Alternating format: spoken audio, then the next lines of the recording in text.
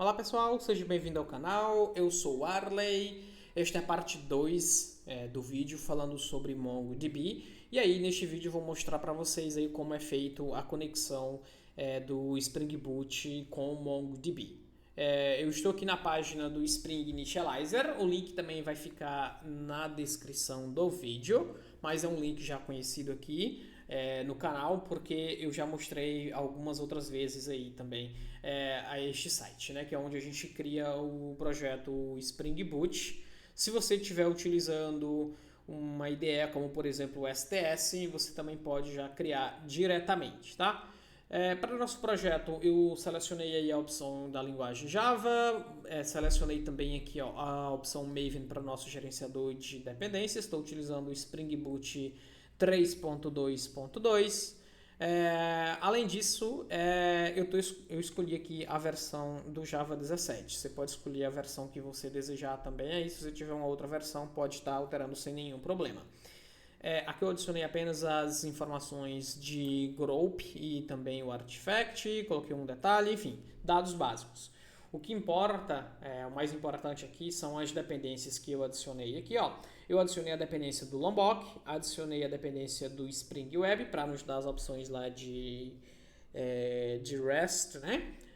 Além disso, eu adicionei aqui ó, o Spring Data MongoDB. Só observação que há também uma opção de Embedded Spring Mongo, mas você não deve utilizá-la. Você deve utilizar o Spring Data, que é a dependência para você gerenciar e fazer as persistências de dados em MongoDB. Com isso eu fiz o download, cliquei aqui em Generate, já fiz o download, para facilitar eu importei aqui a IDE do IntelliJ. Para o nosso exemplo, a gente vai criar uma entidade chamada Student e a gente vai criar a camadazinha de controller para a gente poder fazer esse nosso exemplo de persistência, tá? Então, para isso, primeira coisa aqui, a gente vai criar uma nova class. Eu não vou me preocupar com um padrão de packages no momento, tá? Porque é um vídeo demonstrativo, então a gente vai direto ao ponto. E aí, se a gente for evoluir em vídeos futuros com operações mais avançadas, aqui a gente pode estar avançando nesse próprio projeto, tá? Então, vou aqui ó, em New, vou criar uma nova classe. Então eu vou dando para ela aqui de Student e aí ela vai ser a nossa classe de entidade, tá? Aqui na nossa classe a gente precisa declarar aqui ó, um @data para que a gente possa atribuir os getters and setters aqui do projeto. Tudo certo. E aí a gente precisa criar aqui os nossos campos. A gente vai criar ó, um private string ID. A gente precisa de ter um cuidado, porque aqui dentro do Spring, dentro do MongoDB, a gente não utiliza como a gente costuma utilizar as chaves primárias lá no nosso banco de dados relacional. A nossa chave aqui ela é um hash, então o nosso ID aqui ele tem que ser uma string, tá? Você pode até estar vendo algumas opções de utilizar, se você tiver comparativos aí de dados de banco de dados relacional, você pode estar utilizando um ID aqui dentro da nossa entidade do tipo string, e aí para bater com a chave do seu banco de dados relacional, se você tiver dados que fiquem integrados aí e precise dessa informação, você pode estar criando um campo comum do tipo long para tratar ele não como chave primária, mas sim como um ID comum, e aí você faz a tratativa de acordo aí com o outro banco de dados. Então a gente vai criar aqui ó, um ID, vamos criar também aqui ó, uma variável do tipo string, vamos dar para ela de name, e aí a gente vai criar uma segunda variável aí também, com um nickname para a gente ter basicamente 3 campos é o suficiente aqui para nossa demonstração. Então, nós temos aqui um ID, temos aqui um name e também um nickname. Vamos só corrigir aqui. E também um nickname, ou seja, um ID, um nome e um apelido para nossa entidade. E aí a gente precisa anotar aqui, semelhante ao que acontece com o banco de dados relacional. A gente teria que informar aqui um @entity, por exemplo, só que aqui ele trabalha com o nome de document. Então aqui ó, vai ser um document, Observe que essa notação ela vem aqui ó, de Spring Framework Data MongoDB Core. Então, essa daí é de onde vem o dado. Tá? Uma observação importante aqui que você pode ter erros aí durante o seu desenvolvimento, que é quando eu quero trocar o nome. Se eu deixar com o nome student aqui, ele vai salvar lá no banco de dados, né, o documento com o mesmo nome da classe. Isso acontece no banco de dados relacional. E aí eu posso trocar o nome aqui da minha entidade lá no banco, né, que é o meu documento, que lá é uma collection. Então, aqui eu preciso colocar o nome da collection. Então, aqui o parâmetro é collection. A observação aqui é o seguinte: você tem duas opções que você pode estar selecionando aqui que pode dar problema, porque você tem collection com um E você tem também com um A. Então, se você utilizar e pressionar essa com A, você pode ter problema. Então, observe isso atentamente, collection com E.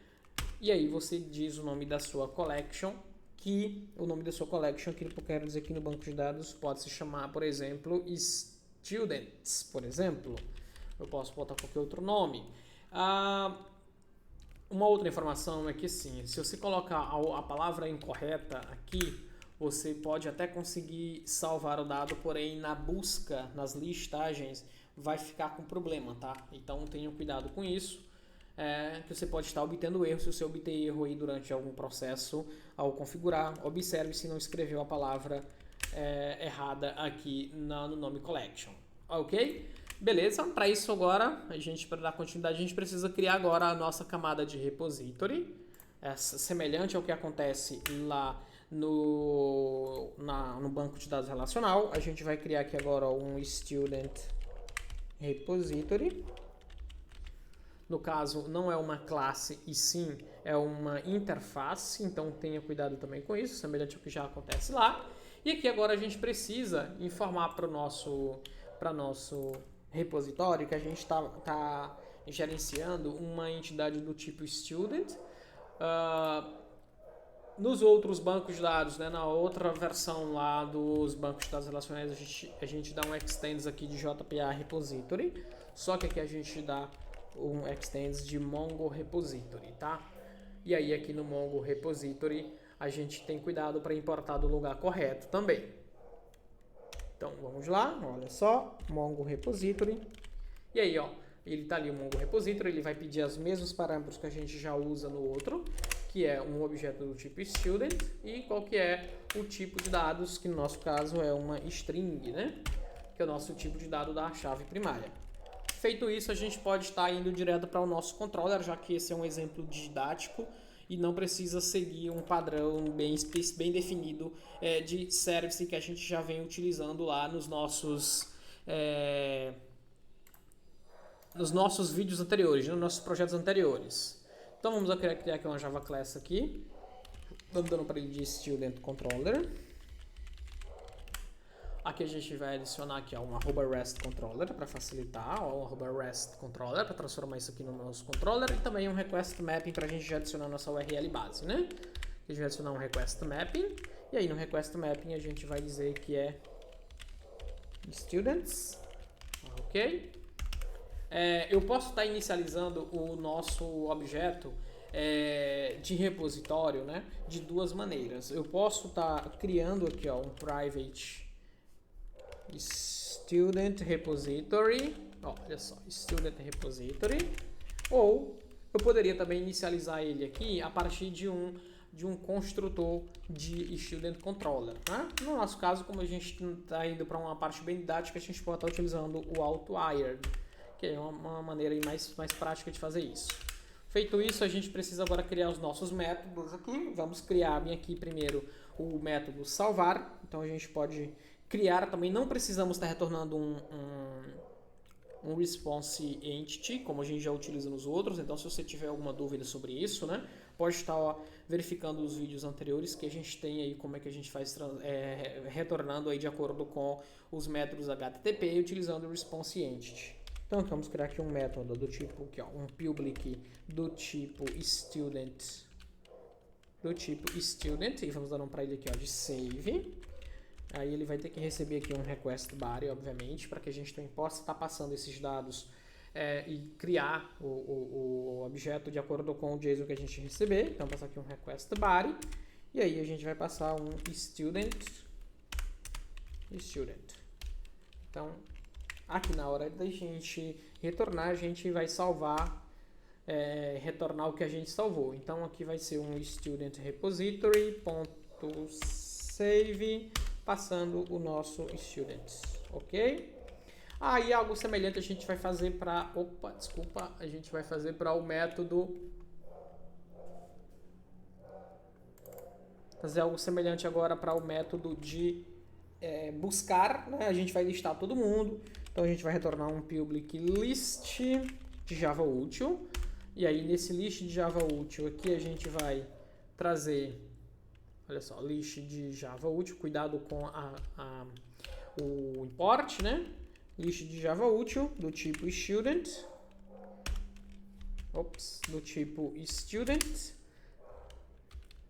e aí a gente vai retornar aqui um find all, a gente não recebe nenhum parâmetro e dá simplesmente um return em student repository.findAll. Certinho, beleza. Vamos só verificar aqui a nossa entidade. O que a gente fez? Olha, a gente fez a nossa entidade, colocou um @data aqui para a gente ter acesso aos getters and setters. A gente adicionou um collection name, a gente criou aqui 3 campos e anotou um como ID do tipo string. A gente também criou o nosso repositório, e aí no nosso repositório é uma interface que ela estende de Mongo Repository, passando a nossa entidade, o nosso document e uma string informando qual que é o tipo de dado aí da nossa chave primária. E em seguida a gente criou o controller. A gente não criou uma camada de serviço separado, por ser um projeto com a ideia de mostrar aí o funcionamento aí de forma mais rápida, né? Então, a gente já pode subir o projeto. Se a gente subir o projeto agora, a gente não vai conseguir conectar no banco de dados porque a gente não configurou o Application Properties. Então, vamos aqui no Application Properties e a gente vai adicionar as informações aí de conexão. As informações de conexão você pode estar pegando na própria na documentação do Spring Data Mongo, tá? Quais são as tags de configuração? Basicamente a tag de configuração é bem simples, essa daqui, ó. Você coloca ali, ó, o Spring Data, é a mesma sequência que a gente já utiliza do banco de dados relacional no quesito do Spring Data JPA. No caso aqui a gente também vai utilizar, no caso não é o JPA, a gente está utilizando o Spring Data MongoDB. Então a gente passa aqui, ó, o Spring, após o Spring Data é comum para todo mundo, desculpa, até o MongoDB é comum para todo mundo, a gente só muda porque adiciona o host aqui para pôr o localhost ou o nosso IP do nosso banco de dados. A gente informa qual que é a porta e a gente informa qual que é o database. No vídeo anterior eu até mostrei para vocês a questão do banco de dados que já tem aqui, ó, tem uma declaração de database. Então, quando eu rodar o projeto que executar lá uma inserção, ele vai inserir uma nova coleção aqui dentro do nosso Mongo Example, tá? Que é o nosso database que a gente vai estar conectando. Vamos subir o projeto aqui, esse ele não renderiza com nenhum erro, né? Vamos abrir aqui a classe principal. Vamos rodar ela aqui. Vamos ver se ele roda direitinho aí, se não tem nenhuma... A gente não esqueceu de alguma informação. O projeto subiu normalmente. A gente está utilizando aqui no nosso controller, né? O /students, certo? Então, vamos abrir aqui o MongoDB. Desculpa, abrir o Postman. E aí a gente vai passar aqui, ó. Eu tenho alguns URLs de outros projetos que eu estava mexendo, então a porta não muda. Então aqui vai ser o localhost 8080/students. Vou dar um get. Olha só. Aqui no get, o que aconteceu? Ele retornou um status 404. Eu acho que, na verdade, eu esqueci de um detalhe, né? A gente se apressou em fazer os métodos e esquecemos de colocar o get mapping. Algo bem simples. Aqui é um post mapping, que é o salvar, que é o post mapping. o post mapping, para você ver como a gente pode esquecer de, às vezes, a gente concentrado fazendo uma determinada operação, a gente esquece e quando a gente bate lá no endpoint e não encontra, a gente lembra que a gente esqueceu de adicionar a anotação de getMapping. Como eu não adicionei o DevTools e minha IDE não está configurada, então eu preciso parar o projeto e startá-la novamente. E aí a gente vai ver se agora a gente consegue acionar o nosso endpoint. Vamos voltar aqui no Postman, você pode estar utilizando outra IDE também. Olha só, ele trouxe uma lista vazia, até por conta que ele não tem nenhum registro lá ainda, né? Então agora eu vou criar bem aqui uma nova aba, vou abrir uma nova aba e vou inserir aqui um dado agora no nosso... Aqui, mandar um dado para a nossa API. Vou aqui em body, vou informar que é do tipo Raw. E aí aqui já está marcado que é JSON. Se é JSON, a gente tem que mandar um JSON agora. A gente não manda o ID, porque o ID é gerenciado pelo próprio banco de dados, né? Então a gente vai precisar mandar um name. Vamos dar um nome para ele aqui. Um nome aqui qualquer de... Um nome qualquer aqui. E aí a gente vai inserir também. Deixa eu ver se dá para aumentar aqui o zoom para vocês, facilitar aqui a visualização de vocês. Ok. E a gente precisa também adicionar um nickname, né? Então, coloca aqui a vírgula. A gente tem um outro campo lá chamado de nick. Só que aqui é um nickname. E aí a gente vai informar aqui um nickname para ele aqui. A gente pode colocar qualquer nome aqui, ó. E aí a gente vai pressionar aqui em send. Vamos ver aqui, ó. Olha só, ele inseriu um dado no banco de dados, ele retornou o dado salvo, e aí ele adicionou um ID automaticamente, que é uma espécie aqui de hash, né? Que ele adicionou aqui como chave primária. Se eu continuar clicando aqui, ó, ele vai continuar adicionando, só que com chaves distintas. Vamos aqui no banco de dados. Deixa eu ver se eu consigo dar um refresh aqui. Olha só. Quando eu clico aqui em Students, observe que ele já salvou os dados aqui, ó. Eu cliquei lá 4 vezes, então ele adicionou 4 objetos aqui pra gente. Ele adicionou uma chave primária aqui, um ID, adicionou um name e um nickname, e ele tá dando pra gente aqui qual que é a classe, tá? Uma observação importante aqui, então. O que acontece se agora eu vim aqui na nossa entidade e aí eu adicionar um novo campo, tá? Eu vou adicionar um campo aqui, vou adicionar um campo do tipo... deixar do tipo string. E eu vou simplesmente colocar a age, né? Ou seja, vamos colocar agora aqui qual que é a idade da pessoa lá. Vamos subir o projeto novamente. Vamos ver aqui. E agora eu vou aqui dentro da nossa requisição no Postman e irei adicionar um novo campo chamado de age. E aí vamos ver o que acontece. Lá está do tipo string, então eu tenho que informar um valor no tipo string. Bora adicionar um 20 aqui, por exemplo, e enviar, né? Olha só. Agora ele tem um campo e os dados anteriores não têm o campo age. Olha o que acontece. Ele vai trazer o dado nulo para os demais e o campo agora ele mostrou como um campo com um valor. Como é que ele salva no banco de dados? Vamos dar um refresh aqui agora, ó. Olha só. Vamos dar um refresh aqui. Acho que eu tenho que... deixa eu só clicar fora aqui e clicar aqui novamente. Agora nós temos aqui... deixa eu só atualizar aqui. Acho que ele não está dando um refresh. Deixa eu aproveitar e vou mostrar para vocês aqui, ó, o Booster. No Booster você tem também algumas opções aqui de buscar os dados de forma mais fáceis, tá? Então, ó, eu tenho aqui agora um student.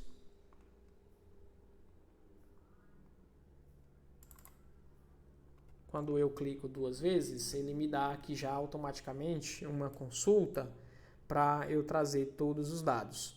E aí, ó, observa que agora eu tenho o primeiro registro aqui, ó, que tem age. Vamos expandir aqui o próximo. E agora aqui, ó, ele simplesmente não tem o campo age, tá vendo?